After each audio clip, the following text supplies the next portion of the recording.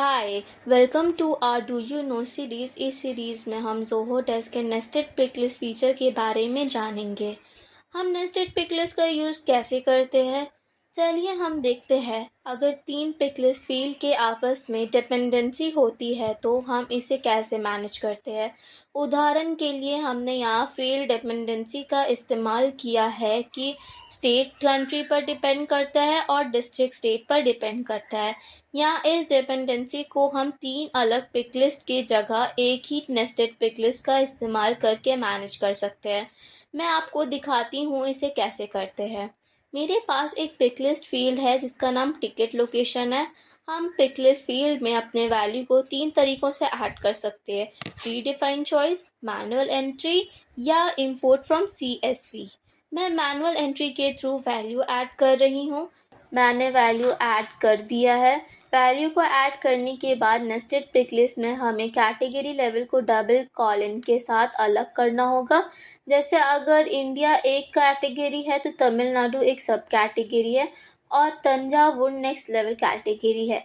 इस तरह से 6 लेवल कैटेगरीज ऐड कर सकते हैं। CSV फाइल को इंपोर्ट करते हुए हमने डबल कॉलन का इस्तेमाल करना होगा, तभी ये अप्लाई होगा। अगर हम किसी दिए गए वैल्यू के लिए set as default option select करते हैं तो ये नए रिकॉर्ड बनते हुए अपने आप सेलेक्ट हो जाएगा।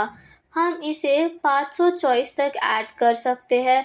अब मैं नेस्टेड पिक लिस्ट को अनेबल कर रही हूँ और अपडेट बटन और प्रीव्यू दे रही हूँ।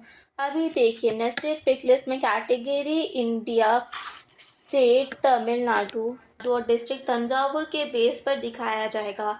नेस्टेड पिक लिस्ट के माध्यम से हम कस्टम व्यू फिल्टर बना सकते हैं। मैंने चेन्नई डिस्ट्रिक्ट रिपोर्ट के साथ एक कस्टम व्यू फिल्टर बनाया है। नेस्टेड पिक लिस्ट में कैटेगरी अलग करने के लिए कस्टम व्यू फिल्टर ऐड करते समय लेवल की कैटेगरी के बीच डबल कॉलन होना चाहिए, तभी ये अप्लाई होगा। रिपोर्ट को मैं सेव कर रही हूँ। अब आप चेन्नई के आधार पर वैल्यू देख सकते हैं। एनालिटिक्स में नॉर्मली जब हम ग्रुपिंग के साथ एक रिपोर्ट बनाते हैं तो हमें कंट्री, स्टेट और डिस्ट्रिक्ट अलग अलग देना पड़ता है और हम सिटी या विलेज को नहीं ऐड कर सकते क्योंकि हम सिर्फ तीन फील्ड के लिए ही ग्रुपिंग कर सकते हैं। जब हम नेस्टेड पिक लिस्ट का इस्तेमाल कर रहे थे तो मैंने सिर्फ रिपोर्ट को टिकट लोकेशन के थ्रू ग्रुपिंग किया था। बाकी दो फील्ड में हम कुछ और वैल्यू ऐड कर सकते हैं। अब इस रिपोर्ट को सेव करते हैं। सेव करने के बाद ये रिपोर्ट ऐसे दिखेगा। इस तरह से नेस्टेड पिक लिस्ट के माध्यम से एनालिटिक्स में ग्रुपिंग ऑप्टिमाइज हो जाती है। ज़ोहो डेस्क के ये फीचर प्रोफेशनल और इंटरप्राइज एडिशन में अवेलेबल है। एक सिंगल लेआउट में हम maximum 5 nested pick list add कर सकते हैं। ये था नेस्टेड पिक लिस्ट का यूज़।